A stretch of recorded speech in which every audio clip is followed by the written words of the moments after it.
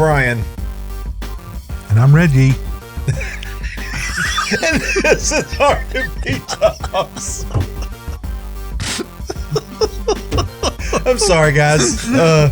Reggie is flopping his Twizzler. Yeah, that sounds weird. It is, but that's what I'm doing. Reggie, hi. How are you doing? Suck balls, bro. Here we are. Well, you know how it is. Reggie is not in his most primal, perfect state. But that's okay, because we're going to give this a shot, aren't we, Reggie? I have Twizzlers. He has Twizzlers, so it's going to be okay. It's going to be okay because of the Twizzlers. No, so anybody who's struggling with anxiety, I totally take back all the stupid, ignorant shit I've said. It's legit. It is. It is. That has been a consequence of the GLP-1 for me. So I'm dealing with that, and it's insane, and I feel like I'm going to snap at any moment. So, well, here's the thing, dude. We live in an anxiety-riddled world. You just blend in. But that's a problem. I don't want to. I know. Trust me, man. As somebody who suffered anxiety for a very long time, it is, again, I describe it, it's like you're having a very mild panic attack 24/7. All right, yeah, it wakes me up. Yeah. And you're thinking about the weirdest, like most ridiculous stuff you wouldn't normally think about. And just like, what? And it's like intense. Yeah. Like these intense thoughts. You're like, no. I'm like telling myself, what? And then you still think them. Yeah, and it's still going on. Why? What's wrong with you? You know how it is, man. It's just you'll get through it, man. You'll get through it. I get it, but I'm just, for a guy who doesn't ever and has never dealt with anything like that, it's completely altering. It just wrecked my world, man. Because I can't enjoy anything. You look like you're enjoying the Twizzlers. It's really just keeping me occupied at the moment. I mean, seriously, like it's just like, we watched watching a show or something. It just it's like you're distracted all the time by nothing. Yeah. Your mind keeps sending out distractions that you don't want. Yeah. I mean, like I try to read or something. And it's just like, it's hard. I don't know. I'm so struggling, man. And so this will be awesome. I'm sure I will speak a lot of wisdom. I know. Right on. Well, we are talking about today some pretty cool kind of stuff. I like it. I like our subject matter today. Talking about, beyond the pews, man. Men's role in church life. Yeah. I chose this one just because I'm just starting to get back into service-oriented stuff. Yep. And it's funny how it's kind of the same thing everywhere, man. And I think a lot of this stuff comes from my experiences, but other men's too. That's how I put this together. Was because you think, well, maybe it's just this church, or maybe it's just this thing, or what that. But really, it's not. This is pretty much a vast problem, I would say. It affects the entirety of the Western church, period. Especially American church. Yeah. Especially American churches. Yeah. But really, it's just about, why men are kind of disengaging and why they're not really fully in and just sitting in, if they are sitting in pews, Well, I think part of this too, man, is it's symptomatic of men in general in the last 25 years too. I mean, men are disengaging in church, and it's kind of freaky and crazy and weird to watch, but men are disengaging in general. I mean, if you think about the broad spectrum of men now and what's happening, men are disengaging from relationships. They're disengaging from marriage. They're disengaging from the church. They're disengaging from, participating in what would otherwise be known as masculine activities. They're just disengaging in general. And people don't realize how dangerous that is, man, because it is through a incessant and absolutely intentional attack on masculinity that this is happening, and it's now bled into the church, which is the worst possible scenario. Yeah. So yeah, I mean, plus the fact is that, you know, we get told all the time. Well, this is part of why we started this show. The whole rhetoric behind this quote unquote toxic masculinity that doesn't exist. And there is a level of masculinity that's kind of unhealthy, but to call something toxic is a little absurd. And the problem is I don't think there's toxic masculinity and toxic femininity. I think there's just toxic people like that. I think we talked about this way back when we first started, that I just think that it's just in a general sense, there's just toxic people. And for some reason in this God-forsaken society that we live in, golly, we have to label everything. We can't just call it what it is. You're a toxic person, male, female, doesn't matter. It's got to be, well, you're a toxic masculine. No, you're just toxic. Like it, but there's also parameters to toxic behavior, right? Like, because a man wants to protect his family and provide doesn't make him toxically masculine. If he dominates and verbally and mentally and physically abuses his family, that's just a toxic guy. That's not a toxically masculine guy. That's just a toxic person. So I think the part of it is this: we've lost. It's like everything else, man. The divination and the meaning to words has just disappeared, and now everything is just whatever we label it, right? That wears me out even more. And it's even in the church. Like, you'll go to the church and you're in the church talking, and you're like, "Well, is there a men's group?" Well, we have a group of people that meet. They're not really a men's. Why are you afraid to call it a men's group? It's just a group of guys that get together and support each other and talk about the Bible and God and our relationships and support each other and lift each other up. It shouldn't be a difficult thing to talk about that, right? Like, it shouldn't be.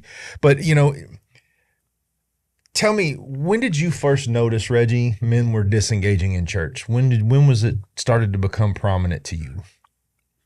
From even when I came back to faith, dude. But I mean, you're talking 16 years ago, dude. Give me just. I mean, even because like, going on. If you go to, well, I give an example. So what can I give an example? I mean, just at one church or another, like you'll have a service and there's a disproportionate amount of men in the congregation or something. There's one example, right, where I noticed that at one church. Another one where maybe there was, looked like healthy families and stuff were there, but whenever there were service opportunities or group meetings or something, there would be like 0 guys show up, you know, maybe 1 or 2, right? Yeah. A lot, and even at some of the bigger churches and stuff, it's just like, you know, they just plop down and be like, come to church on Sunday, and then that's all they do. Okay. Period. Right? Yeah. That's not helping anybody. I mean, well, it's like, you know, serving and not connecting is a problem. If you're serving out of some weird feeling of obligation to the actual ceremony itself, part of service is to connect with people and give them spiritual guidance, right? That's part of what service is. But what I've noticed is there's a lot of people, and I noticed this about 10 years ago, that show up to church and they'll do communion and they'll work the coffee bar, but they don't talk. They don't engage. It's just, here's your coffee, here's your donut, here's your communion cup. And they'll smile at you, but they don't really say anything to you. I noticed, you know, and as jacked up as my grandfather's church was, the men were mostly responsible for the outreach, you know, and they would go out and get into the community and get to know people and serve. And I remember my grandfather, he just used to have about once a month, he would just have a dinner at the house, and he would just invite everybody from the church. And he was not a social dude, but he was social in that group, talking to the ladies in there, asking if they need anything, the widowers and the older women, and, getting people connected and talking to people about what was going on. You don't see that anymore. But part of that is what we talked about, the loss of living life together, right? As a community within the church. So, so why does it happen, Reggie? Why does it happen? Well, there's a lot of, there's a lot. I think a lot of it is the culture that's moved to a constant, you're not needed. You're not special. You're not anything. Everybody else can do the same thing you can. There's nothing, there's nothing, nothing. I'd say that's a big one, just because why would you? I mean, it's the same thing. Like I was seeing, a couple of like social media, things where it would be like this person caught this dude on like a subway and was like, didn't give up his seat for this girl or something. Yeah. And, it's like, well, what do you expect if you keep hounding on all the guys about how the women are just as powerful as you are and they don't need you and all this stuff? Then why would you? That's true. I mean, it's very true. Why also would the man want to get up and do anything in particular? He's just going to feel like everybody else. So there's no like, not that I'm saying a hierarchy, but there's no position for him to take up the mantle of what a man is supposed to be. They just want to take that all away. Yeah. Right. That's true. Well, a great example is I don't want to call it like a feud because it wasn't really a feud, but when you as you would call the spinsters, I would say that their reaction to you was a severe lack of any masculine imprint in their lives. Right. Like a severe lack of any masculine imprint in their lives. And the thing is, for a real guy who's not caught up in all that nonsense, you must understand that means nothing. Like, they have no power over you, period. Yeah. So what, I don't care, Yeah. So that's what happens when it's real, because then, well, fine. Well, and people, my grandfather always told me, if you got something to be defensive about, you probably did something wrong. Yeah. Well, if you're getting that defensive over your position, you probably have a reason to be defensive, right? I mean, being judgmental, there you go. The other thing too is how the church has been too. I want to, we've talked about this, I think, a little bit. I don't remember when, but the church service is really emotional. It's really not geared for a masculine thought pattern. Or really, it's really that. Now you need both, is what I'm saying. You can't have just like a full on factual versus emotional thing, and there's a balance for sure. Yeah. But like it's full on, it veers mostly towards the emotional side for what the Western church has gone to. The service is all about how they can manipulate your emotions. Yep. Which, that's not conducive to having to enticing men to participate and like engage either. So, well, I think part of this too is not, I hear a lot of people go, well, men are getting lazy. I don't think that's true either. I think that kind of like a dog, and I don't mean to compare men to dogs, but this is really the only example I can draw at this point. Kind of like a dog. If you tell a dog it's a bad dog enough times, it's going to be a lazy dog. If you tell a man enough times, I don't need you. You're not in charge about it. They're eventually just going to lay down. They're just going to lay down their sword, man. Like, and I think that's the real shame is, if you go into the Bible, it says when Eve is made that I'm going to make a helper. It doesn't say I'm going to make a slave. It doesn't say I'm going to make a servant. It says I'm going to make a helper, a helpmate for you. And that is a sacred role bestowed by God, right? That's not something to take lightly, right? And he bestowed that on women and in a support role to help raise men up so we can continue to be strong even when the times when it's heavy and it's hard and it's too much, right? Yeah. And I think you know, dude, I love this because it ties into almost everything we've ever talked about. You know, I think the beginning of all that, and especially in the church, was feminism. You know, we don't need you. We can do this. We can do that. Okay. Well, then why aren't you doing it? Jordan Peterson had a famous debate with a British author in which she was like, well, why aren't, and he said, okay, let's address it. Right. Why aren't, if women are capable and we're talking about an even percentage split, why aren't there as many women bricklayers? Why aren't there as many women ministers? Why aren't there as many, because there are certain roles that men are good at and certain things that women are good at. It's not a bad thing. Nobody's telling you you're bad because you're good at it. But there's these roles that are built for the separation of the two, but they're also meant to help support the natural state of the two, right? And we're getting into this thing where, something I've noticed over the last few weeks is I've kind of been watching the world go around and lose its mind, is we have become an anti-natural existence. Everybody wants to rail against the natural.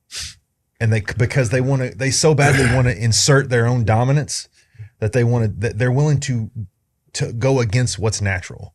Sure. Well, what's natural is what's meant to be, right? Men are naturally masculine. We're naturally protective. We naturally want to work harder. We naturally want to provide. Women naturally want to, raise families and have children. Not that they don't want to work. My wife works full time, but she still does an amazing job at raising my kids, right? So there's this railing against the natural, and I think you see it. I think it's actually hyper reflective in the church, and the reason I say that is when you look at the way the situation unfolds, the church is the place where the natural should exist. The will of God is to exist. Well, when you have people within the church going against the will of God, that's a hyper reflection of fighting the natural, right? Kind of got off on a side thing there. Sorry, man. I know I got off on a tangent, but that's okay. But I felt the need. The key there, though, is that for thousands of years we've had established gender roles and good or bad in some cases, but we've functioned and grown as a civilization with those roles. Mm-hmm. The whole thing is really new as far as the contradiction to gender having anything to do with all that and a couple of different things, right? So yes, there's not. It is a railing against what's natural, and I think that's what people have said. If you find, I don't know, academics or something, they'll be like, "Well, it's we've evolved. We're more civilized now. We're this, we're that." But you can't erase nature. I mean, that's what it doesn't matter what there's a whole bunch of things they're trying to do with that. But yeah, I digress. But that's the root of it, dude, is that, they're again, when it hits the fan, what's going to happen?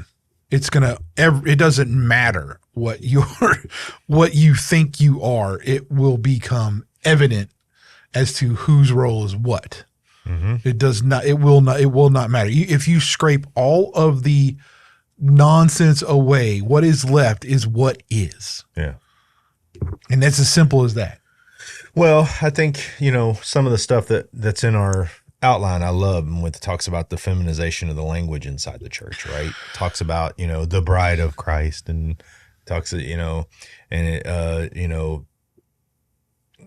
worship and flowery decorations and all these things. And not to say that you want to walk into like a cold steel building and hang out, but I like the heat to be on in the winter and the air conditioning in the summer and all those things. But you had a quote in here, man, and when I went over this outline and I read this, it was like the gong in the back of my head, man. And it's by John Eldridge. It's Wild at Heart. And it says, deep in his heart, every man longs for a battle to fight, an adventure to live, and a beauty to rescue. Most men don't need louder sermons. They need a reason to fight again.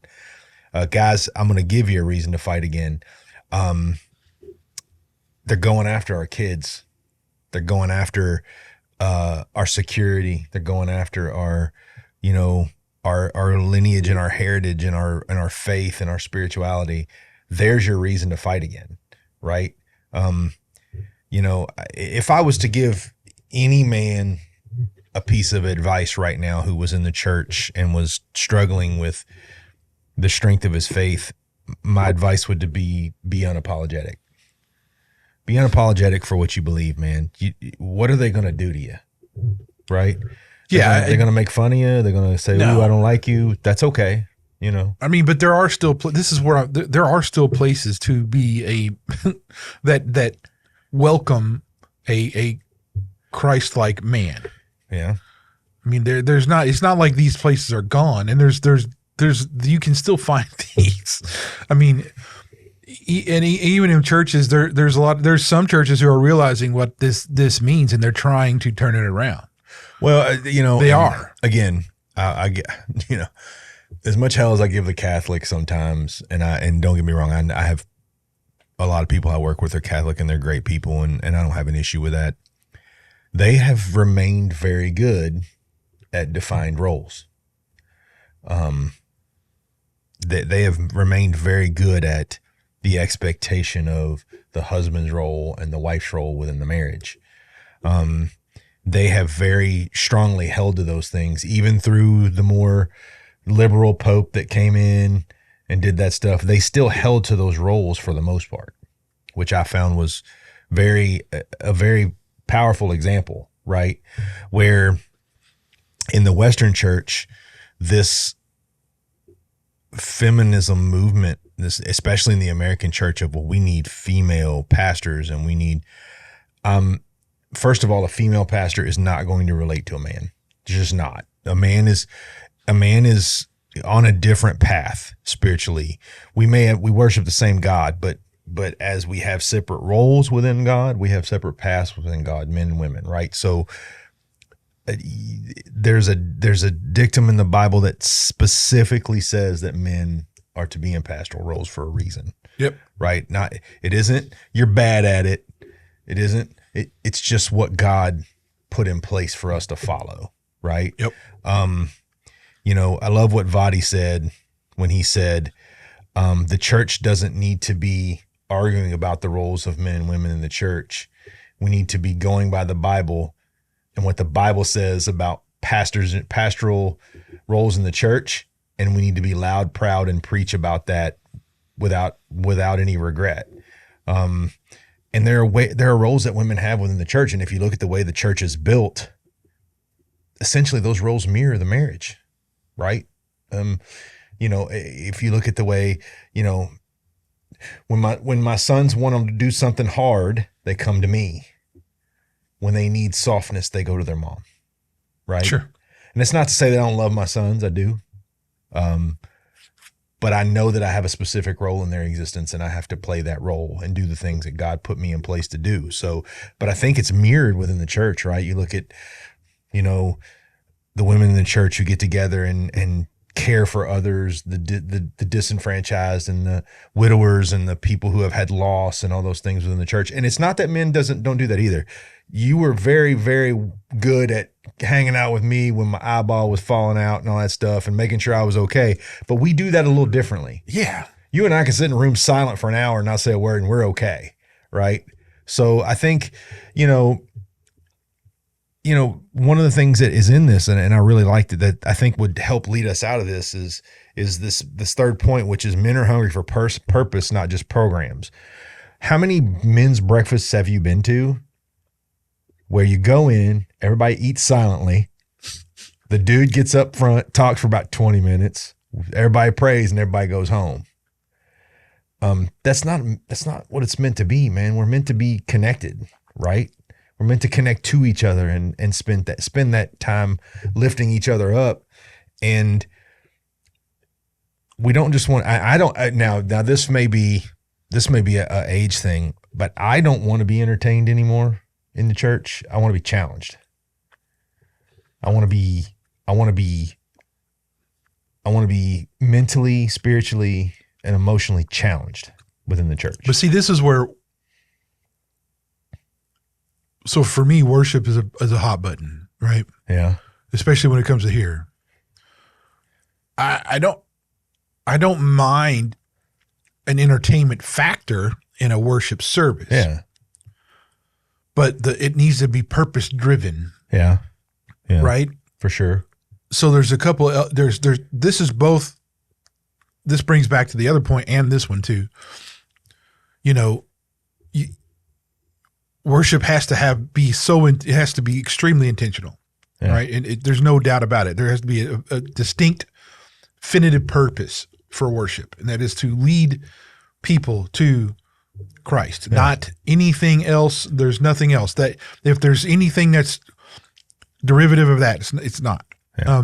I would agree with that wholeheartedly. The other thing though is that what a lot of our modern contemporary worship stuff is very feminine. Yeah. So for me, it's a struggle a lot of times to like get into modern contemporary Christian music because it's the same thing. It goes to how the words they use, how they sing about it and all that kind of stuff. It just gets like, it's just flowery and ooey gooey. And that doesn't help men engage or hunger to be not instead of just entertained, but purpose. Okay. Which worship should do both. Worship should be like help you align your conduit to like open yourself up to the message of what God's going to tell you. Okay. And so he's got a purpose for everybody. Yeah. You're not going to find it though if you get wrapped up in some ooey gooey worship songs. Well, something else that I've noticed. And I don't know, you may or may not have noticed this, but this generational divide within the church, men in the church. The older men are over here and the younger men are over here. And there is nothing betwixt the two shall happen, right? And I think that is a shame because generationally, I invite people into my life regardless of where their generation is because I want to share wisdom and have wisdom shared with me. So I don't care who you are, right?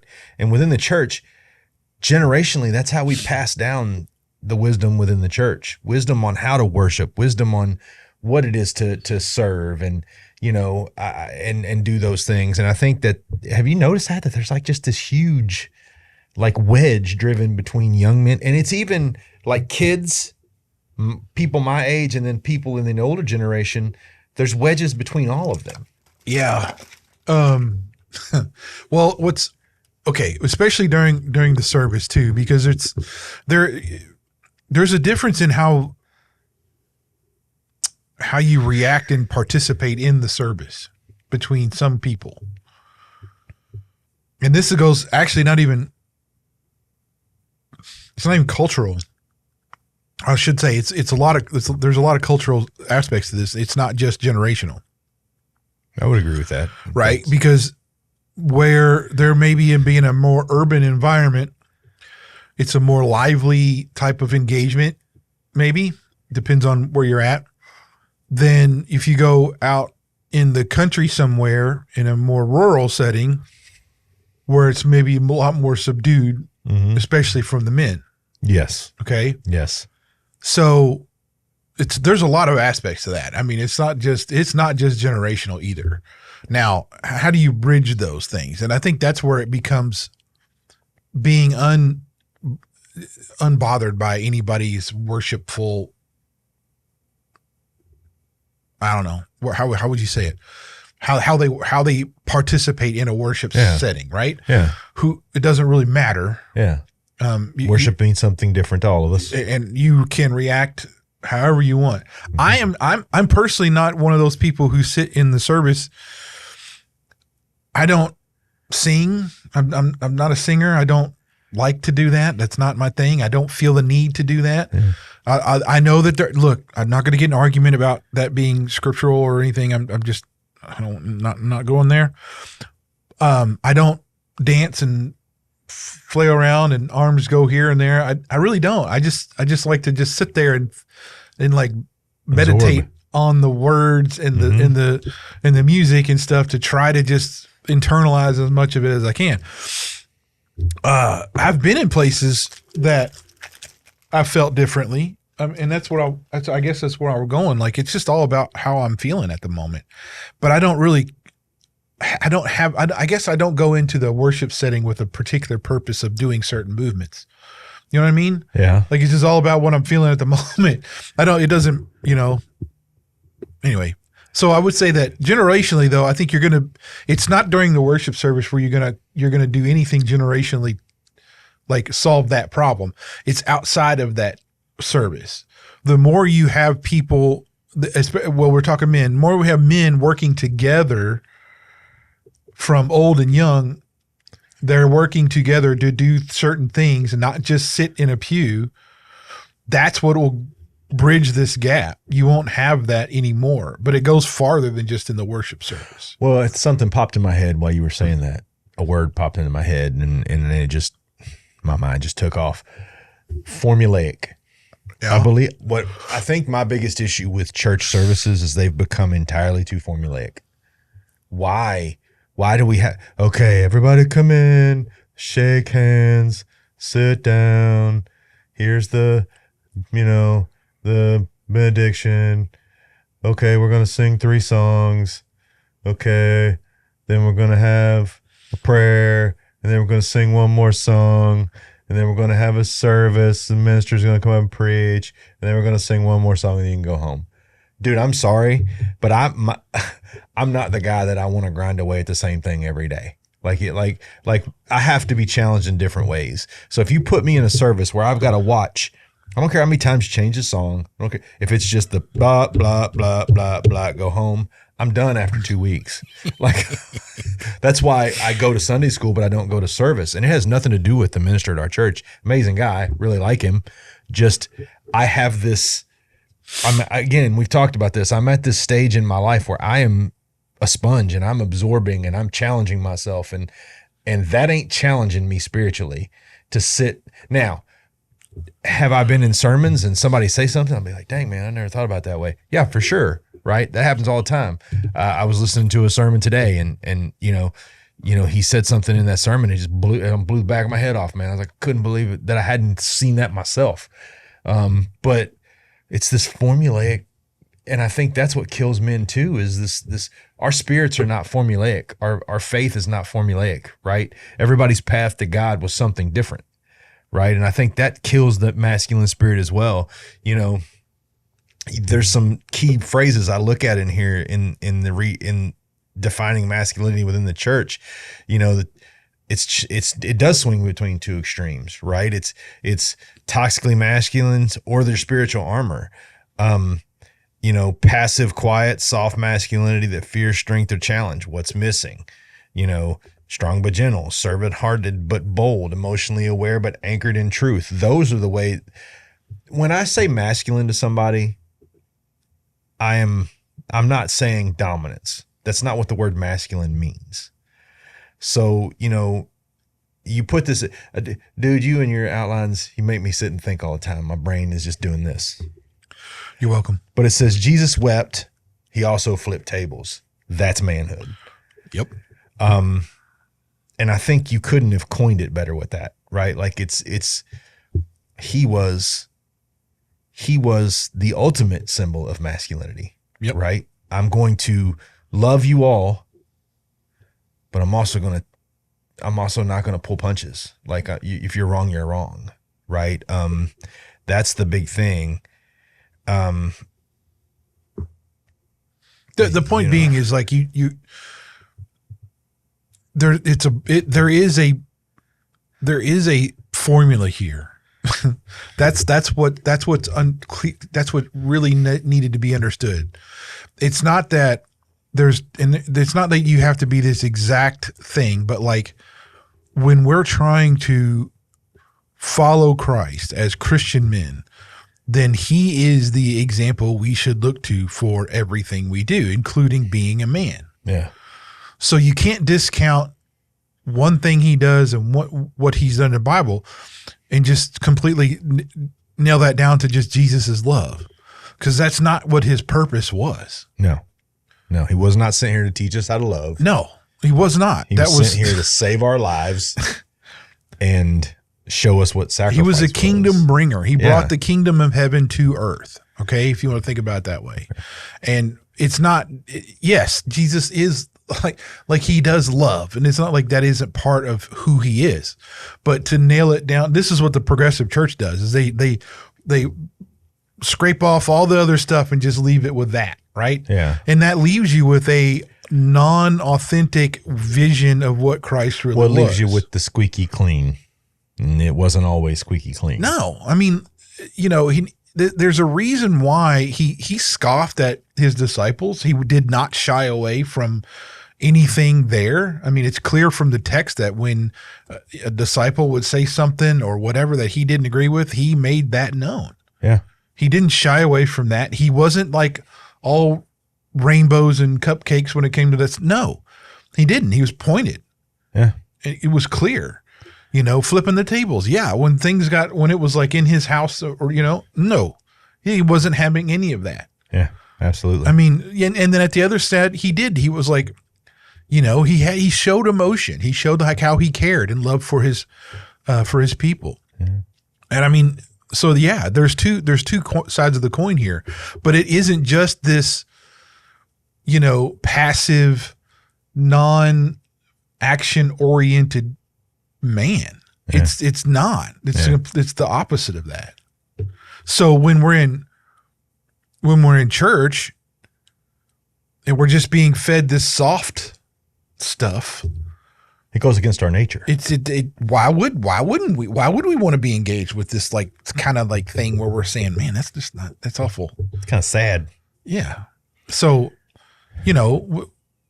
it's not like we need more manly. Yeah. Is really what I boiled down to, but not some culturally defined sense of what man is.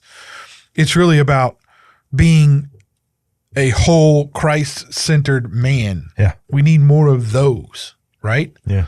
And those help not just the peers, but the older and the younger. That's what a Christ-centered man will do, is look for those things. How can they influence the younger people in the church? How can they help families get stronger? How can they help the community get stronger? Where can they help the widows, like you said, widowers and stuff like that? Where are they at? That's what you need. Well, to feed off that, what can we do to call men back into the church, man?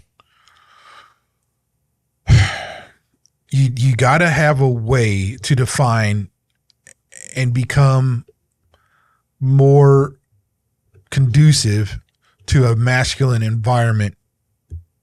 I'm not saying change the services up right now and all that stuff, but you do need a place that is conducive to men being men, right? Mm-hmm. That means able to talk about real life problems, able to not just be fed emotional drivel of this nature or that, but it's it's got to go beyond, like you said, it's got to go beyond the breakfasts, right? It's got to go into something that is truly a brotherhood of some sort that's engaging, that helps men grow together as men. There's one thing. Spiritually formative connections, right? Yeah. Spaces for real life and vulnerable spirituality, right? Like at the end of the day, regardless of masculine or feminine, we're built to worship. We're built to reach out to God. We're built to connect to him. And that's one of the things that I think the church is really starving for with men, is real life connection that helps men understand how to apply biblical principles into their everyday existence. We're so busy being alphas that we don't realize that we're missing feeding a part of ourselves, which is that spiritual growth, giving men real responsibility. Real responsibility. Okay, so I'm not going to say that because that would sound. I'm going to say that would sound dickish, and I don't want to say that. But just because you serve communion doesn't mean you have anything heavy going on. You gave a cracker and some wine. How about you go out in the world and make an impact in the name of Christ, right? Do something heavy. Preach the full spectrum of manhood. I have noticed that as well. A lot of ministers stay away from the masculine side of what Christ calls us to keep the message soft and palatable. Stop it. Christ built us how he built us. I mean, the thing I did appreciate on Father's Day was the sermon I heard from Pastor Pete. He used Abraham as an example of manhood and how that was and all that kind of stuff. It was really good, actually. It was better than what you typically hear sometimes on that stuff. But I mean, it's important because you do need to have this being preached and aligned with the church leadership. So it needs to be a consensus among the church leadership of what the manly. Now, honestly, this really should be no surprise, really. I mean, like, if anything, your church leadership should be completely and totally bought into the biblical, theological, Christ-like definitions of what a man and a woman are, right? I mean, that should be a kind of a no-brainer thing here. Yeah, shouldn't be hard to define. No, well, if you go by the world, it's very hard to define. But if you go by Scripture and by what Jesus and who he was, it's not, and that should be from the pulpit and from the elders and from any of the leaders should have that. That should be an alignment that does not waver. Yeah. But and then besides that, the lead. This is the other thing that bothers me. Like, I can't deal with. Not can't. It really bothers me a little bit. I should say, not can't deal with. That's not really true. I know I'm all over the place, bro. You can't, but you don't want to. Can't, but don't want to. No, what I'm saying is that preacher that goes up every Sunday and has a cry fest. Yeah, dude, that wears me out. That exhausts me. That's so tiresome. It's doing two things, in my opinion. Number one, dude, seek counseling, right? Something's off. If you got to cry constantly when you're preaching. Now, don't get me wrong. Like, if you're in a deep sermon and you're really, I mean, the Holy Spirit's moving and okay. But if you're crying every Sunday, stop mourning your faith, man. And that's what I mean. Once in a while it's fine, bro. I'm cool with that. Yeah. But part of it too is this message that I seem to see a lot happening of the end is coming. Shut up, dude. You're depressing me. I don't like you very much. Shush it. Well, you got to have some sermons about stuff, but like, I just don't. Again, it's just this whole thing about, you end up going up there as the pastor and it's just emotion. And it's just emotion. Mm-hmm. And it's so emotional that you're crying and you do that repeatedly. That's going to push me away, right? I'm not going to be in favor of that, right? Yeah. But, and I mean, you got to think about this. This is I'll always turn to this verse because I think it's so critical.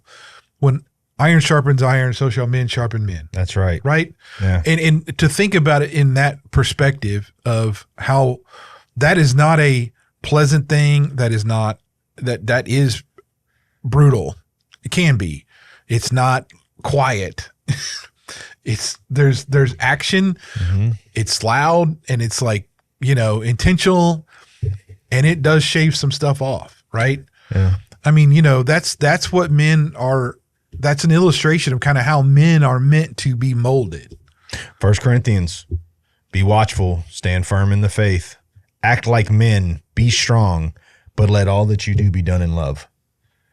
That if you were to ask me to kind of define what we should be within the church as men, that's a very good definition. Yeah, there was a man, I guess this has been 10 years ago, maybe, Act Like Men conference. And this was their main verse that they used for the whole conference, was this particular one right here. Be watchful, stand firm in the faith, act like men, be strong. This was it. And so everybody that got up that were guest speakers used, they were speaking on this, it was really good. Yeah, I mean, look, there's a lot, you could unpack this though. That we could sit here and talk about this verse for like the whole time. Yeah. Stand firm in the faith. Yes. Let me just use that. Steadfast is another word you could use there for that statement, right? How else? There is nothing more manly than standing for your convictions, for your faith, for Christ, for your church. Mm-hmm. I mean, that's really where it is. You need to stand fast in that faith, period. And that's more manly than that you're going to find in a lot of places. Well, there's something here at the end, but the reason this strikes me is, I think part of what we forget as men, and I got to spend time with my dad last weekend, which I really appreciated. And I know how highly you thought of your father. A lot of what we do is to honor our fathers, right? Is to honor the men that poured into us. All right. But, this last part, it says, Jesus didn't just die for church attendance. He died to raise up sons who would carry his mission. Dude, men of the church, you need to remember something. You are a brother of Christ. Your heavenly Father is God himself. Stand up, straighten your spine, and act like you have that legacy to fulfill. And I don't think you'll have a problem. Remember who adopted you. Remember who accepted you as a child. Remember who said, despite the terribleness that is within you, despite the destruction that you wrought on a daily basis, despite the fact that most of you will deny me and a lot of you will never know me, you are my sons. And if you cry out to me, I will save you. And we've got to stop wearing our faith like an anchor. And we need to start anchoring to our faith. Sure. Do you know what I'm saying? Like, sure. So many men in church, when I see the face, it's that face of, the anchor of being a Christian. No, it shouldn't be an anchor at all. You should anchor to your faith. Your faith should not be an anchor to you, right? It should not be a weight that you have to drag with you. When my life is chaos, I anchor to my faith, right? That's the way it works, right? That's God says, come to me, I will bring you peace. Yep. Right? He doesn't say everything's going to be easy. He doesn't say you're going to have everything you want. He never promises riches. He never promises, fame. He just promises that he will bring you peace. You will know, if you know him, he will protect you. Right? And I think that's really, if we could just get back to that, men, stop wearing your faith as an anchor and start anchoring to it instead, you would see a big boom in how men behave within the church. But we've got, I've got my kids and my wife, and I gotta get them to go to church. You don't have to go to church. This is going to be a very controversial thing to say out loud, Reggie. There's no requirement in the Bible for you to be at church every Sunday and Wednesday night.